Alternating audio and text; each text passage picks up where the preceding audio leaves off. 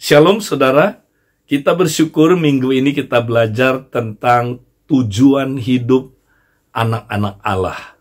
Nah saudara, Tuhan selamatkan kita, menjadikan kita anak-anak Allah. Ada tujuannya saudara. Kenapa dia menyelamatkan kita? Kalau kita baca dalam Efesus pasal yang kedua ayat 8 sampai dengan ayat yang ke-10, kita lihat di sini dikatakan, sebab karena kasih karunia kamu diselamatkan oleh iman. Itu bukan hasil usahamu, tetapi pemberian Allah. Itu bukan hasil pekerjaanmu. Jangan ada orang yang memegahkan diri. Nah saudara, kita seringkali hanya tahu, oh saya diselamatkan karena kasih karunia oleh iman. Tapi pertanyaannya, mengapa kita diselamatkan? Nah saudara, kalau keselamatan tujuannya hanya bawa kita ke surga, alangkah bosannya kita hidup sesudah kita menerima keselamatan. Kan kita sudah mencapai tujuan keselamatan itu saudara. Kita sudah menerima hidup yang kekal. Kita tinggal menunggu Tuhan masuk surga. Saudara bosan hidup yang demikian. Ya, seperti orang saudara sudah beli tiket. Ya, dia mau saudaraku pergi ke kota yang lain. Setelah dia beli tiket, kemudian dia check in, dia masuk ke ruang tunggu. Alangkah bosannya menunggu, saudara. Banyak orang pikir kekristenan itu adalah seperti itu. Setelah kita terima Yesus, kita masuk ke ruang tunggu, menunggu kedatangan Tuhan yang kedua kali. Saudara, saya kira hidup yang demikian bosan sekali. Ya, kenapa kita diselamatkan? Nah, saudara, ayat 10 menjelaskan. Kalau kita baca, di sini dikatakan, Efesus 2 ayat 10, karena kita ini buatan Allah, diciptakan dalam Kristus Yesus untuk melakukan pekerjaan baik yang dipersiapkan Allah sebelumnya. Ia mau supaya kita hidup di dalamnya. Wow, ternyata saudara, kita ini katanya diselamatkan ada tujuannya. Ya, kenapa saudara? Karena Tuhan menciptakan kita saudara menjadi buatannya Allah. Nah, buatan Allah di sini artinya kita masterpiece-nya Tuhan. Kita adalah saudaraku sebuah desain yang didesain khusus oleh Allah. Nah, dikatakan kita diciptakan dalam Kristus Yesus untuk melakukan pekerjaan baik yang dipersiapkan Allah sebelumnya. Ia mau supaya kita hidup di dalamnya. Wah, ternyata saudara, dia mendesain kita sebagai masterpiece. Ya, di mana saudara dia sudah memberikan kita, saudara, mempersiapkan kita sebelumnya untuk melakukan pekerjaan baik. Nah, saudara, dia mau supaya kita hidup dan melakukan pekerjaan-pekerjaan yang baik ini. Nah, pertanyaannya, saudaraku, untuk apa kita diciptakan? Untuk apa, saudaraku, kita diselamatkan? Ya, pekerjaan apa yang dia sudah siapkan untuk kita sebelumnya, saudara? Supaya kita hidup di dalam pekerjaan-pekerjaan itu. Ya. Nah, kalau kita lihat konteksnya, saudara, ya, Tuhan menjadikan kita buatan Allah untuk melakukan pekerjaan-pekerjaan baik yang telah disiapkan sebelumnya. Itu berkaitan dengan ayat yang ke-11 sampai dengan ayat yang ke-22. Ya, itu sebabnya saudara ayat 11 bilang, karena itu ingatlah. Ya, karena itu. Ya. Jadi saudara, kita diselamatkan untuk apa? Nah, ada tujuannya saudara. Ya, kita bukan sekedar diselamatkan dari dosa, tapi kalau saudara baca ayat 11 sampai dengan ayat yang ke-18, kita dibaptis ke dalam tubuh Kristus. Ya, kita menjadi anggota tubuh Kristus.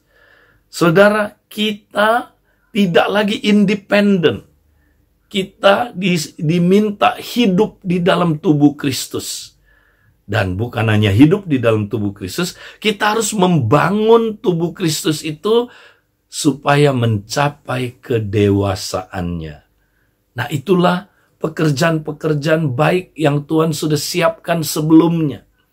Ya, pekerjaan membangun tubuh Kristus supaya saudara kita bersama-sama dengan tubuh Kristus menjadi dewasa. Nah, kemudian metafora yang kedua, saudara, kita bukan hanya sekedar diselamatkan dari dosa, tapi kita dilahirkan ke dalam sebuah keluarga, keluarga Allah Bapa. Kita bukan orang asing lagi, saudara, tapi kita keluarganya Bapa. Ya, nah, saudara, karena itu kita diciptakan untuk hidup dalam sebuah keluarga. Dan bukan hanya hidup dalam sebuah keluarga, kita harus membangun keluarga itu supaya keluarga itu menjadi keluarga Allah Bapa yang mencapai kedewasaannya, saudara. Dan bukan hanya sampai di situ. Ya, metafora yang ketiga, saudara, menjelaskan dikatakan kita ini, saudara, adalah bait Roh Kudus. Ya, kita, saudara, bukan hanya sekedar diciptakan untuk diselamatkan, tapi kita dijadikan rumah Tuhan, bait Roh Kudus yang dibangun untuk saudaraku mencapai kepenuhannya.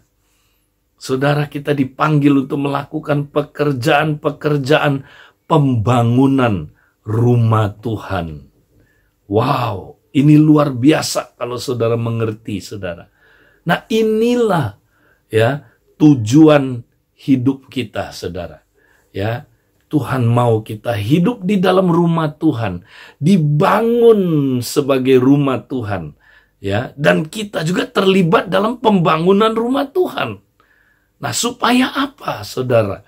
Ya, supaya bersama dengan Kristus, saudara. Ya, kita bisa menghadirkan kerajaan Allah di muka bumi ini. Saudara masih ingat?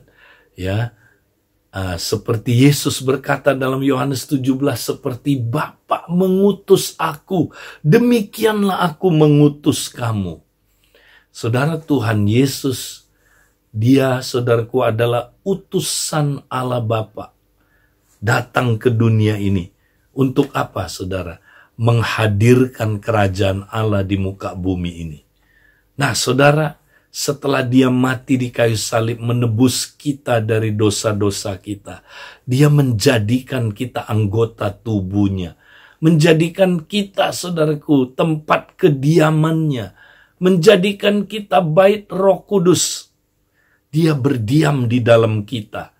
Nah, saudara, setelah Dia berdiam di dalam kita, saudara, Dia mau pakai kita bersama-sama dengan Dia, ya, untuk diutus, ya, menghadirkan kerajaan Allah di muka bumi ini.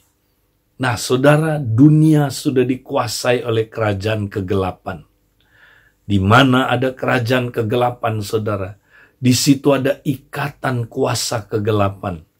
Di situ ada, saudara, kehancuran. Di situ ada dosa. Di situ, saudaraku, ada berbagai macam kerusakan, penyakit. Di situ, saudaraku, setan menghancurkan dunia ini. Nah, saudara, tujuan kita hidup adalah, saudara, Tuhan mau pakai kita menghadirkan kerajaan Allah di muka bumi ini. Nah, bagaimana kerajaan Allah dihadirkan, saudara? Masih ingat, saudara, Tuhan Yesus berkata, jikalau aku mengusir setan dengan kuasa Roh Kudus, niscaya kerajaan Allah sudah datang kepadamu.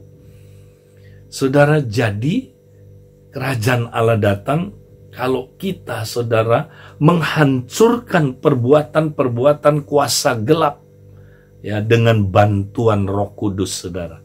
Maka kerajaan Allah hadir.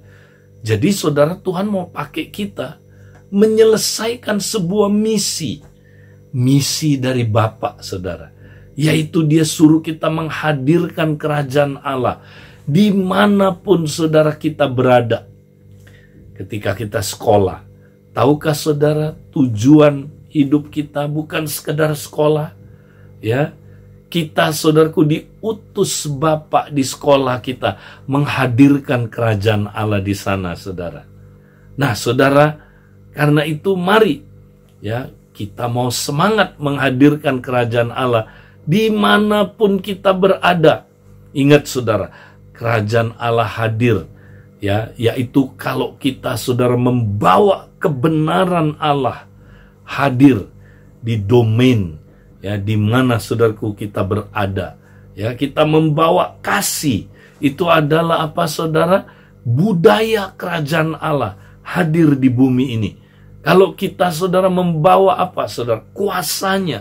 Ya, di mana, saudaraku, kerajaan kegelapan dihancurkan.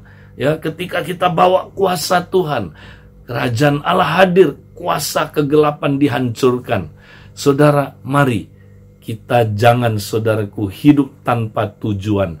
Anak-anak Allah mempunyai tujuan, ya, di mana, saudara, bersama dengan Yesus kita menghadirkan kerajaan Allah di bumi ini, menyelesaikan misi Bapa di dunia ini.